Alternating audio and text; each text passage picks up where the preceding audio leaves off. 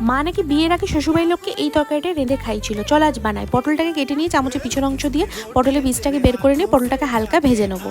পুর বানানোর জন্য নিয়ে নেবো কাঁচা ছানা, সেদ্ধ আলু, পেঁয়াজ ভাজা, নুন আর অল্প এরকম চিকেন কিমা। পুরটাকে ভালো করে নেড়ে টেড়ে নিয়ে ঠান্ডা করতে দেবো। এবার পটলগুলোকে নিয়ে নেবো এবং পটলের মধ্যে পুরগুলোকে ভালো করে ভরে দেবো। একেবারে মুখ পর্যন্ত পুরটা ভরবো না, ভেতরের অংশ কিছুটা খালি রাখবো এবং তারপরে আটা দিয়ে সেই মুখগুলোকে ভালো করে বন্ধ করে দেবো। আর পটলের গায়ে 3টে ছোট ছোট ফুটো করে দেবো।